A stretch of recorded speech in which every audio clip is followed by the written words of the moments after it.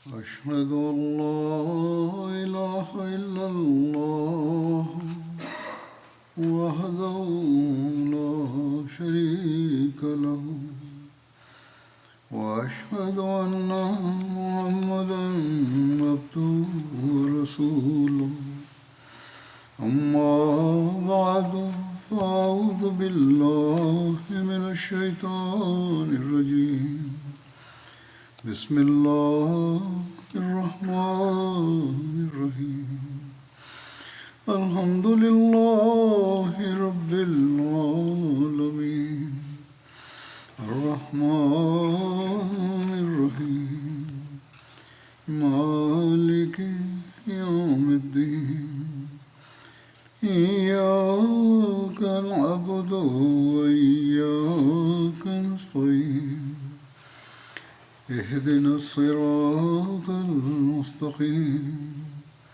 صراط الذين أنعمت عليهم غير المغضوب عليهم ولا الضالين.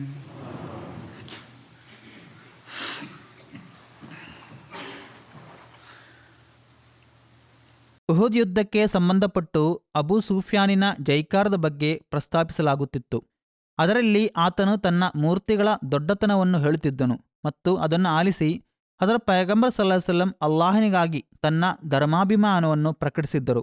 ಹಜರತ್ ಮುಸ್ಲಿಮೌದ್ ರಜಲಾನು ಹೇಳುತ್ತಾರೆ, ಹದೀಸುಗಳಲ್ಲಿ ವರದಿಯಾಗಿರುವುದೇನೆಂದರೆ, ಉಹುದ್ ಯುದ್ಧದಲ್ಲಿ ಅಬೂ ಸುಫ್ಯಾನ್ ಬಹಳ ಜೋರಾಗಿ ಹೀಗೆ ಹೇಳಿದನು, ನಮ್ಮ ನೆರವಿಗಾಗಿ ನಮ್ಮ ಉಜ್ಜಾ ಮೂರ್ತಿ ಇದೆ, ಆದರೆ ನಿಮ್ಮ ನೆರವಿಗಾಗಿ ಯಾವುದೇ ಮೂರ್ತಿ ಇಲ್ಲ. ಆಗ ಹಜರತ್ ಪೈಗಂಬರ್ ಸಲ್ಲಲ್ಲಾಹು ಅಲೈಹಿ ವಸಲ್ಲಂ ಮುಸ್ಲಿಮರೊಡನೆ ಹೇಳಿದರು, ನೀವು ಹೇಳಿರಿ, ಲನಾ ಮೌಲಾ ವಲಾ ಮೌಲಾ ಲಕುಂ, ನಮ್ಮ ಮಾಲಿಕ ಮತ್ತು ನಮ್ಮ ಸಹಾಯಕ ನಮ್ಮ ಜೀವಂತ ಮತ್ತು ಎಲ್ಲರನ್ನೂ ನೆಲೆ ನಿಲ್ಲಿಸುವ ಅಲ್ಲಾಹನಾಗಿದ್ದಾನೆ, ಆದರೆ ನಿಮಗೆ ಯಾವುದೇ ಯಜಮಾನ ಅಥವಾ ಸಹಾಯಕನಿಲ್ಲ. ಹಜರತ್ ಮುಸ್ಲಿಮೌದ್ ರಜಲಾನು ಹೇಳುತ್ತಾರೆ, ಇದು ಸತ್ಯತೆಗೆ ಎಂತಹ ಕೃತಿರೂಪದ ಪುರಾವೆಯಾಗಿದೆ. ಖಡ್ಗಗಳ ನೆರಳಿನಲ್ಲೂ ನಮ್ಮನ್ನು ಅಲ್ಲಾಹನು ರಕ್ಷಿಸಬಲ್ಲನು ಎಂದು ಅವರು ಹೇಳಿದರು.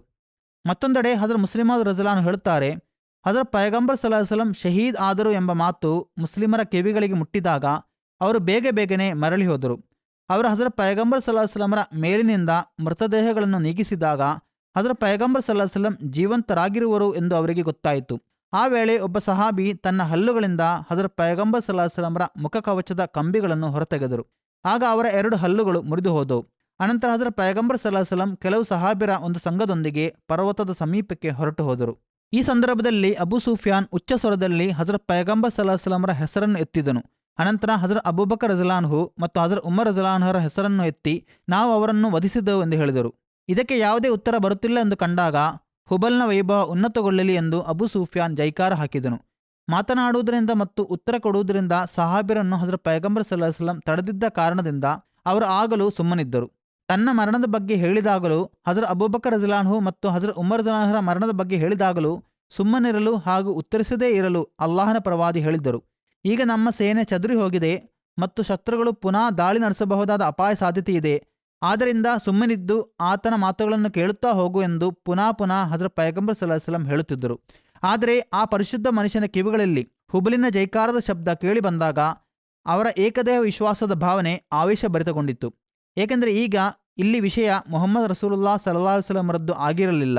ಈಗ ವಿಷಯ ಅಬೂಬಕರ್ ರಜಲಾನ್ಹು ಮತ್ತು ಉಮರ್ ರಜಲಾನ್ಹರದ್ದು ಆಗಿರಲಿಲ್ಲ. ಈಗ ಅಲ್ಲಾಹನ ಗೌರವದ ವಿಷಯವಾಗಿತ್ತು. ಹಜರತ್ ಪೈಗಂಬರ್ ಸಲ್ಲಲ್ಲಾಹು ಅಲೈಹಿ ವಸಲ್ಲಂ ಬಹಳ ಆವೇಶದಿಂದ ಹೇಳಿದರು, ನೀವೇಕೆ ಉತ್ತರಿಸುತ್ತಿಲ್ಲ? ನಾವು ಹೇಗೆ ಉತ್ತರಿಸಬೇಕು ಎಂದು ಸಹಾಬಿರು ಕೇಳಿದರು. ಹಜರತ್ ಪೈಗಂಬರ್ ಸಲ್ಲಲ್ಲಾಹು ಅಲೈಹಿ ವಸಲ್ಲಂ ಹೇಳಿದರು, ಹೇಳಿರಿ, ಅಲ್ಲಾಹು ಅಜ್ಜ ವಜಲ್, ಅಲ್ಲಾಹನು ಆದರಣೀಯನೂ ವೈಭವಶಾಲಿಯೂ ಆಗಿದ್ದಾನೆ. ಹುಬುಲ್ ಏನೂ ಅಲ್ಲ. ಅಲ್ಲಾಹನ ಮಹಿಮೆ ಅತ್ಯುನ್ನತವಾಗಿದೆ, ಅಲ್ಲಾಹನ ವೈಭವ ಉನ್ನತ ಮಟ್ಟದ್ದಾಗಿದೆ. ಇದು ಹಜರತ್ ಪೈಗಂಬರ್ ಸಲ್ಲಲ್ಲಾಹು ಅಲೈಹಿ ವಸಲ್ಲಮರಿಗೆ ದೇವನ ಏಕತೆಯ ಬಗ್ಗೆ ಇರುವ ಆವೇಶದ ಎಷ್ಟು ವೈಭವಶಾಲಿ ಪ್ರಕಟಣೆಯಾಗಿದೆ. ಸಹಾಬಿರನ್ನು ಉತ್ತರಿಸುವುದರಿಂದ ಹಜರತ್ ಪೈಗಂಬರ್ ಸಲ್ಲಲ್ಲಾಹು ಅಲೈಹಿ ವಸಲ್ಲಂ 3 ಬಾರಿ ತಡೆದಿದ್ದರು. ಅಪಾಯದ ತೀವ್ರತೆ ಬಗ್ಗೆ ಹಜರತ್ ಪೈಗಂಬರ್ ಸಲ್ಲಲ್ಲಾಹು ಅಲೈಹಿ ವಸಲ್ಲಮರಿಗೆ ಪೂರ್ಣ ಅರಿವಿತ್ತು ಎಂದು ಇದರಿಂದ ತಿಳಿದು ಬರುತ್ತದೆ. ಇಸ್ಲಾಮಿನ ಸೇನೆ ಚದುರಿ ಹೋಗಿದೆ ಎಂದು, ಬಹಳ ಕಡಿಮೆ ಜನರು ಅವರ ಜೊತೆಗೆ ಇರುವರು ಎಂದು, ಬಹುತೇಕ ಸಹಾಬಿಯರು ಗಾಯಾಳು ಆಗಿರುವರು ಎಂದು, ಉಳಿದವರು ಆಯಾಸಗೊಂಡಿರುವರು ಎಂದು ಹಜರತ್ ಪೈಗಂಬರ್ ಸಲ್ಲಲ್ಲಾಹು ಅಲೈಹಿ ವಸಲ್ಲಮರಿಗೆ ಗೊತ್ತಿತ್ತು. ಇಸ್ಲಾಮಿನ ಸೇನೆಯೊಂದು ಭಾಗ ಒಟ್ಟುಗೂಡಿದೆ ಎಂದು ಶತ್ರುಗಳಿಗೆ ಗೊತ್ತಾಗಿ ಅವರು ಪುನಃ ದಾಳಿ ನಡೆಸಲು ಧೈರ್ಯ ಪಡೆದಿರಲಿ ಎಂಬ ಮುನ್ನೆಚ್ಚರಿಕೆಯನ್ನು ಹಜರತ್ ಪೈಗಂಬರ್ ಸಲ್ಲಲ್ಲಾಹು ಅಲೈಹಿ ವಸಲ್ಲಂ ವಹಿಸಿಕೊಂಡಿದ್ದರು. ಆದರೆ ಎಲ್ಲಾ ಸ್ಥಿತಿಗಳಿದ್ದು ಅಲ್ಲಾಹನ ಗೌರವದ ವಿಷಯ ಬಂದಾಗ ಸುಮ್ಮನೆ ಇರುವುದನ್ನು ಹಜರತ್ ಪೈಗಂಬರ್ ಸಲ್ಲಲ್ಲಾಹು ಅಲೈಹಿ ವಸಲ್ಲಂ ಸಹಿಸಲಿಲ್ಲ. ಶತ್ರುಗಳಿಗೆ ಗೊತ್ತಾದರೂ ಇಲ್ಲದಿದ್ದರು ಅವರು ದಾಳಿ ನಡೆಸಿ ನಮ್ಮನ್ನು ನಾಶ ಮಾಡಿದರೂ ಕೂಡ ಈಗ ನಾವು ಮೌನವಾಗಿ ಇರುವುದಿಲ್ಲ ಎಂದು ಹಜರತ್ ಪೈಗಂಬರ್ ಸಲ್ಲಲ್ಲಾಹು ಅಲೈಹಿ ವಸಲ್ಲಂ ತೀರ್ಮಾನಿಸಿದರು. ಹೀಗೆ ಹಜರತ್ ಪೈಗಂಬರ್ ಸಲ್ಲಲ್ಲಾಹು ಅಲೈಹಿ ವಸಲ್ಲಂ ಸಹಾಬಿಯರೊಡನೆ ಕೇಳಿದರು, ನೀವೇಕೆ ಸುಮ್ಮನಿದ್ದೀರಿ? ಅಲ್ಲಾಹನ ಮಹಿಮೆ ಮಹೋನ್ನತವಾದುದು ಎಂದು ನೀವೇಕೆ ಹೇಳುತ್ತಿಲ್ಲ? ಒಂದೆಡೆ ಹಜರತ್ ಮುಸ್ಲಿಮ್ ರಜಲಾನು ಹೇಳುತ್ತಾರೆ, ಮೊಹಮ್ಮದ್ ರಸೂಲುಲ್ಲಾಹ್ ಸಲ್ಲಲ್ಲಾಹು ಅಲೈಹಿ ವಸಲ್ಲಂರನ್ನು ವಧಿಸಲು ಬಯಸಿದ ಮಕ್ಕಾದ ದೊಡ್ಡ ದೊಡ್ಡ ಜನರ ಹೆಸರನ್ನು ಸ್ಮರಿಸುವವರು ಇಂದು ಲೋಕದಲ್ಲಿ ಯಾರಾದರೂ ಇದ್ದಾರೆಯೇ? ನೀವು ನೋಡುವಿರಿ, ಮೊಹಮ್ಮದ್ ರಸೂಲುಲ್ಲಾಹ್ ಸಲ್ಲಲ್ಲಾಹು ಅಲೈಹಿ ವಸಲ್ಲಂರ ಹೆಸರನ್ನು ಹೇಳುವಾಗ ಕೋಟಿಗಟ್ಟಲೆ ಧ್ವನಿಗಳು ಏಳಲು ಶುರುವಾಗುವವು. ಹೌದು, ಮೊಹಮ್ಮದ್ ರಸೂಲುಲ್ಲಾಹ್ ಸಲ್ಲಲ್ಲಾಹು ಅಲೈಹಿ ವಸಲ್ಲಂ ನಮ್ಮ ನಡುವೆ ಇರುವರು ಎಂದು ಲೋಕವು ಹೇಳುವುದು. ಏಕೆಂದರೆ ಹಜರತ್ ಪೈಗಂಬರ್ ಸಲ್ಲಲ್ಲಾಹು ಅಲೈಹಿ ವಸಲ್ಲಂರ ಪ್ರತಿನಿಧಿಯಾಗುವ ಭಾಗ್ಯ ನಮಗೆ ಲಭಿಸಿದೆ. ಆದರೆ ಅಬೂ ಜಹಲಿನ ಹೆಸರನ್ನು ಕರೆಯುವಾಗ ನಿಮಗೆ ಯಾವುದೇ ಮೂಲೆಯಿಂದಲೂ ಶಬ್ದ ಕೇಳಿ ಬರದು. ಈ ಕುರಿತು ಹಜರತ್ ಮಸೀಹ್ ಮೌದ್ ಇಸ್ಲಾಂ ಹೇಳುತ್ತಾರೆ, ಪ್ರವಾದಿಗಳಿಗೆ ಉಂಟಾಗುವ ಕಷ್ಟತೆಗಳಲ್ಲೂ ಅಲ್ಲಾಹನು ಸಾವಿರಾರು ರಹಸ್ಯಗಳನ್ನು ಇರಿಸಿರುತ್ತಾನೆ. ಹಜರತ್ ಪೈಗಂಬರ್ ಸಲ್ಲಲ್ಲಾಹು ಅಲೈಹಿ ವಸಲ್ಲಂರ ಮೇಲೂ ಅನೇಕ ಆಪತ್ತುಗಳು ಉಂಟಾಗುತ್ತಿದ್ದವು. ಉಹುದ್ ಯುದ್ಧದಲ್ಲಿ ಹಜರತ್ ಪೈಗಂಬರ್ ಸಲ್ಲಲ್ಲಾಹು ಅಲೈಹಿ ವಸಲ್ಲಂರಿಗೆ 70 ಗಾಯಗಳು ಆಗಿದ್ದವು ಎಂದು ಒಂದು ವರದಿಯಲ್ಲಿ ಬಂದಿದೆ. ಮುಸ್ಲಿಮರ ಬಾಹ್ಯ ಸ್ಥಿತಿ ಕೆಟ್ಟದ್ದಾಗಿ ಕಂಡು ಸತ್ಯನಿಷೇಧಿಗಳಿಗೆ ಬಹಳ ಸಂತೋಷ ಉಂಟಾಯಿತು. ಇಂತಹ ಕಹಿ ಅನುಭವಗಳು ಉಂಟಾಗುವುದು ಕೂಡ ಅವಶ್ಯಕವಾಗಿರುತ್ತದೆ. ಮಕ್ಕಾದಿಂದ ಹೊರಡುವಾಗ ಹಜರತ್ ಪೈಗಂಬರ್ ಸಲ್ಲಲ್ಲಾಹು ಅಲೈಹಿ ವಸಲ್ಲಂರ ಮೇಲೆ ಎಂತಹ ಕಹಿಯಾದ ಸಮಯವಾಗಿತ್ತು. ಆದರೆ ಅನಂತರ ಅಲ್ಲಾಹನು ಸ್ಥಿತಿಗತಿಗಳನ್ನು ಬದಲಾಯಿಸಿದನು. ಹಜರತ್ ಹನ್ಜಲಾ ರಜಿಯಲ್ಲಾಹು ಶಹೀದಾದ ಘಟನೆಯನ್ನು ವಿವರಿಸಲಾಗಿದೆ. ಅವರ ಪತ್ನಿ ಹೇಳುತ್ತಾರೆ, ಹಜರತ್ ಪೈಗಂಬರ್ ಸಲ್ಲಲ್ಲಾಹು ಅಲೈಹಿ ವಸಲ್ಲಂ ಯುದ್ಧಕ್ಕಾಗಿ ಹೊರಟಿರುವರು ಎಂದು ನನ್ನ ಪತಿಗೆ ಗೊತ್ತಾಯಿತು. ಆ ಸಮಯದಲ್ಲಿ ನನ್ನ ಪತಿಗೆ ಜನಾಬತ್ ಸ್ನಾನ ಮಾಡುವುದು ಕಡ್ಡಾಯವಾಗಿತ್ತು. ಆದರೆ ಹಜರತ್ ಪೈಗಂಬರ್ ಸಲ್ಲಲ್ಲಾಹು ಅಲೈಹಿ ವಸಲ್ಲಂ ಹೊರಟ ಸುದ್ದಿ ಕೇಳಿ ಅವರು ಎಷ್ಟು ಅವಸರದಿಂದ ಮತ್ತು ಚಿಂತಿತರಾಗಿ ಮನೆಯಿಂದ ಹೊರಟು ಹೋದರು ಎಂದರೆ ಸ್ನಾನ ಮಾಡುವುದು ಕೂಡ ಅಗತ್ಯವೆಂದು ಅವರಿಗೆ ಅನಿಸಲಿಲ್ಲ ಮತ್ತು ಖಡ್ಗವೆತ್ತಿ ಯುದ್ಧ ಮೈದಾನದ ಕಡೆಗೆ ಹೊರಟರು. ಅವರನ್ನು ಶದ್ದಾದ್ ಬಿನ್ ಅಸ್ವದ್ ಶಹೀದ್ ಮಾಡಿದರು. ಅವರ ಶಹಾದತಿನ ಬಗ್ಗೆ ಹಜರತ್ ಪೈಗಂಬರ್ ಸಲ್ಲಲ್ಲಾಹು ಅಲೈಹಿ ವಸಲ್ಲಂ ಹೀಗೆ ಹೇಳಿದರು, ಆಕಾಶ ಮತ್ತು ಭೂಮಿಯ ನಡುವೆ ನಿಂತುಕೊಂಡು ಬೆಳ್ಳಿಯ ಪಾತ್ರಗಳಿಂದ ನೀರನ್ನು ಹೊತ್ತು ದೇವದೂತರು ಹನ್ಜಲಾ ರಜಿಯಲ್ಲಾಹುರ ಸ್ನಾನ ಮಾಡಿಸುವುದನ್ನು ನಾನು ನೋಡುತ್ತಿದ್ದೇನೆ. ಶಹೀದರ ಮತ್ತು ಅವರ ತ್ಯಾಗಗಳ ಬಗ್ಗೆ ಪ್ರಸ್ತಾಪಿಸುತ್ತಾ ಸಾದ್ ಬಿನ್ ರಬಿಯಾ ರಜಿಯಲ್ಲಾಹುರಿಗೆ ಹಜರತ್ ಪೈಗಂಬರ್ ಸಲ್ಲಲ್ಲಾಹು ಅಲೈಹಿ ವಸಲ್ಲಂರೊಂದಿಗೆ ಇದ್ದ ಪ್ರೀತಿ ಮತ್ತು ಪ್ರೇಮದ ಕುರಿತು ಹಜರತ್ ಮುಸ್ಲಿಮ್ ರಜಿಯಲ್ಲಾಹು ಹೇಳುತ್ತಾರೆ, ನೋಡಿರಿ, ಸಾಯಲು ಹೋಗುತ್ತಿರುವಾಗ ಮನುಷ್ಯನ ಮನಸ್ಸಿನಲ್ಲಿ ಎಂತೆಂತಹ ಚಿಂತೆಗಳು ಬರುತ್ತವೆ. ನನ್ನ ಪತ್ನಿಯ ಸ್ಥಿತಿ ಏನಾಗಿರಬಹುದು ಮತ್ತು ನನ್ನ ಮಕ್ಕಳನ್ನು ಯಾರು ನೋಡಿಕೊಳ್ಳುವರು ಎಂದು ಅವನು ಯೋಚಿಸುತ್ತಾನೆ. ಆದರೆ ಆ ಸಹಾಬಿ ಅಂತಹ ಯಾವುದೇ ಸಂದೇಶವನ್ನು ನೀಡಲಿಲ್ಲ. ಬದಲಾಗಿ ಅವರು ಇಷ್ಟು ಮಾತ್ರ ಹೇಳಿದರು, ನಾವು ಹಜರತ್ ಪೈಗಂಬರ್ ಸಲ್ಲಲ್ಲಾಹು ಅಲೈಹಿ ವಸಲ್ಲಂರನ್ನು ಸಂರಕ್ಷಿಸುತ್ತಾ ಈ ಲೋಕದಿಂದ ಹೊರಟು ಹೋಗುತ್ತಿದ್ದೇವೆ. ನೀವು ಸಹ ಇದೇ ಮಾರ್ಗದಲ್ಲಿ ನಮ್ಮ ಹಿಂದೆ ಬನ್ನಿರಿ. ಆ ಜನರೊಳಗೆ ಇದ್ದ ವಿಶ್ವಾಸದ ಶಕ್ತಿ ಇದೇ ಆಗಿತ್ತು. ಅದರಿಂದ ಅವರು ಲೋಕವನ್ನು ಅಡಿಮೇಲು ಮಾಡಿದರು. ಇರಾನ್ ಮತ್ತು ಇರಾಕಿನ ಆಡಳಿತದ ಸಿಂಹಾಸನಗಳನ್ನು ಅವರು ಮಗುಚಿ ಹಾಕಿದರು. ಹಜರತ್ ಮುಸ್ಲಿಮ್ ರಜಿಯಲ್ಲಾಹು ಹೇಳುತ್ತಾರೆ, ಕೆಲವು ನಿಮಿಷಗಳು ಇನ್ನಷ್ಟು ಲಭಿಸಿದರೆ ಪತ್ನಿ, ಮಕ್ಕಳು, ಸಹೋದರರೊಂದಿಗೆ ಏನಾದರೂ ಹೇಳಬೇಕು ಎಂದು, ಅವರಿಗಾಗಿ ಏನಾದರೂ ಉಯಿಲು ಮಾಡಬೇಕು ಎಂದು ಸಾಯುತ್ತಿರುವವನು ಇಚ್ಛಿಸುತ್ತಾನೆ. ಆದರೆ ಆ ಸಹಾಬಿ ಕಲ್ಲಿನ ನೆಲದಲ್ಲಿ ಬಿದ್ದಿದ್ದರು. ಆದರೆ ಅಂತಹ ಸ್ಥಿತಿಯಲ್ಲೂ ಅವರು ಹೀಗೆ ಸಂದೇಶ ನೀಡಿದರು, ಮೊಹಮ್ಮದ್ ರಸೂಲುಲ್ಲಾಹ್ ಸಲ್ಲಲ್ಲಾಹು ಅಲೈಹಿ ವಸಲ್ಲಂ ನಿಮ್ಮ ಬಳಿಯಲ್ಲಿರುವ ಅಮೂಲ್ಯ ನಿಧಿಯಾಗಿರುವರು. ನಾನು ಜೀವತ್ಯಾಗ ಮಾಡಿಯೂ ಆ ಅಮಾನತನ್ನು ಸಂರಕ್ಷಣೆ ಮಾಡಿರುವನು. ಈಗ ನನ್ನ ಪ್ರಿಯ ಸಹೋದರರಿಗೆ ಮತ್ತು ಮಕ್ಕಳಿಗೆ ನನ್ನ ಕೊನೆಯ ವಸಿಯತ್ ಏನೆಂದರೆ ಅವರು ಕೂಡ ತಮ್ಮ ಜೀವಗಳಿಂದ ಈ ಅಮಾನತನ್ನು ಸಂರಕ್ಷಿಸಬೇಕು. ಹೀಗೆ ಹೇಳಿ ಅವರು ಅಸುನೀಗಿದರು. ಹಜರತ್ ಮಿರ್ಜಾ ಬಶೀರ್ ಅಹ್ಮದ್ ಸಾಹಿಬ್ ರಜಿಯಲ್ಲಾಹು ಬರೆಯುತ್ತಾರೆ, ಈಗ ಹಜರತ್ ಪೈಗಂಬರ್ ಸಲ್ಲಲ್ಲಾಹು ಅಲೈಹಿ ವಸಲ್ಲಂ ಸಹ ಮೈದಾನಕ್ಕೆ ಇಳಿದಿದ್ದರು ಮತ್ತು ಶಹೀದರ ಮೃತದೇಹಗಳನ್ನು ನೋಡುವುದನ್ನು ಆರಂಭಿಸಲಾಗಿತ್ತು. ಮುಸ್ಲಿಮರ ಮುಂದೆ ಇದ್ದ ದೃಶ್ಯವು ರಕ್ತ ಕಣ್ಣೀರು ಬರಿಸುವಂತದ್ದಾಗಿತ್ತು. 70 ಮುಸ್ಲಿಮರು ಮಣ್ಣು ಮತ್ತು ರಕ್ತದಲ್ಲಿ ಮುಳುಗಿ ಮೈದಾನದಲ್ಲಿ ಬಿದ್ದಿದ್ದರು ಮತ್ತು ಮುಖಗಳನ್ನು ಕುರೂಪಗೊಳಿಸುವ ಅರೇಬಿಯಾದ ಅನಾಗರಿಕ ಸಂಪ್ರದಾಯದ ದೃಶ್ಯ ಕಂಡುಬರುತ್ತಿತ್ತು. ವಧಿಸಲ್ಪಟ್ಟವರಲ್ಲಿ ಕೇವಲ 6 ಮುಹಾಜಿರರು ಇದ್ದರು, ಉಳಿದೆಲ್ಲರೂ ಅನ್ಸಾರಗಳಾಗಿದ್ದರು. ಕುರೇಶರಲ್ಲಿ ಕೊಲ್ಲಲ್ಪಟ್ಟವರ ಸಂಖ್ಯೆ 23 ಆಗಿತ್ತು. ಹಜರತ್ ಪೈಗಂಬರ್ ಸಲ್ಲಲ್ಲಾಹು ಅಲೈಹಿ ವಸಲ್ಲಂ ತನ್ನ ದೊಡ್ಡಪ್ಪರಾದ ಹಮ್ಜಾ ಬಿನ್ ಅಬ್ದುಲ್ ಮುತ್ತಲಿಬ್ ರಜಿಯಲ್ಲಾಹುರ ಮೃತದೇಹದ ಬಳಿ ತಲುಪಿದಾಗ ಭಾವುಕರಾಗಿ ನಿಂತು ಬಿಟ್ಟರು. ಏಕೆಂದರೆ ಅಬೂ ಸುಫಿಯಾನಿನ ಕ್ರೂರಿ ಪತ್ನಿಯು ಅವರ ಮೃತದೇಹವನ್ನು ಬಹಳ ಹೀನಾಯವಾಗಿ ಕಡಿಸಿದ್ದಳು. ಸ್ವಲ್ಪ ಸಮಯ ಹಜರತ್ ಪೈಗಂಬರ್ ಸಲ್ಲಲ್ಲಾಹು ಅಲೈಹಿ ವಸಲ್ಲಂ ಮೌನವಾಗಿ ನಿಂತು ಬಿಟ್ಟರು. ಅವರ ಮುಖದಲ್ಲಿ ದುಃಖ ಮತ್ತು ಕೋಪದ ಲಕ್ಷಣಗಳು ಪ್ರಕಟಗೊಳ್ಳುತ್ತಿದ್ದವು. ಮಕ್ಕಾದ ಈ ವನ್ಯ ಮತ್ತು ಮೃಗ ಸಮಾನ ಜನರೊಂದಿಗೆ ಇದೇ ರೀತಿಯಲ್ಲಿ ವರ್ತಿಸುವವರೆಗೂ ಅವರಿಗೆ ಬುದ್ಧಿ ಬರದು ಎಂಬ ಚಿಂತೆ ಒಂದು ನಿಮಿಷಕ್ಕೆ ಹಜರತ್ ಪೈಗಂಬರ್ ಸಲ್ಲಲ್ಲಾಹು ಅಲೈಹಿ ವಸಲ್ಲಂರಿಗೆ ಉಂಟಾಯಿತು.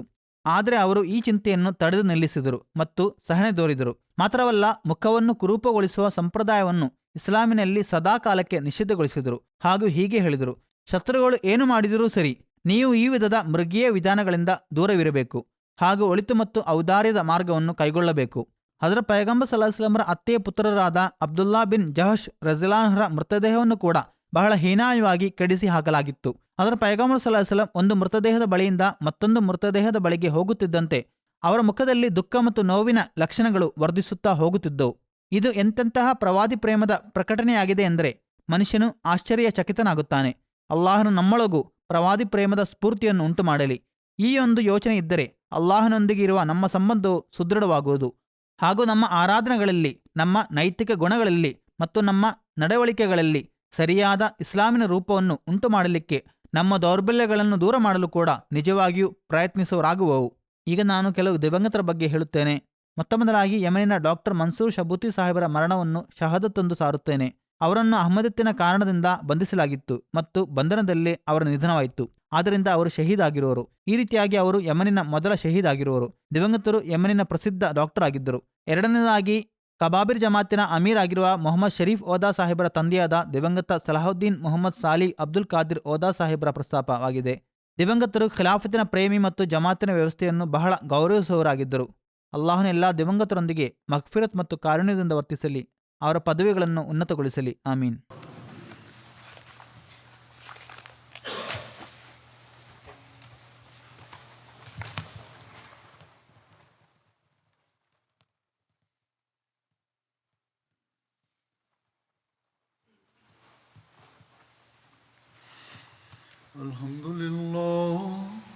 الحمد لله نحمده ونستعينه ونستغفره ونؤمن به ونتوكل عليه ونعوذ بالله من شرور أنفسنا ومن سيئات أعمالنا من يهده الله فلا مضل له ومن يضلل فلا هادي له ونشهد أن لا إله إلا الله ونشهد أن محمدا عبده ورسوله. عباد الله رحمكم الله إن الله يأمر بالعدل والإحسان وإيتاء ذي القربى وينهى عن الفحشاء والمنكر والبغي يعظكم لعلكم تذكرون. اذكروا الله يذكركم وادعوه يستجب لكم ولذكر الله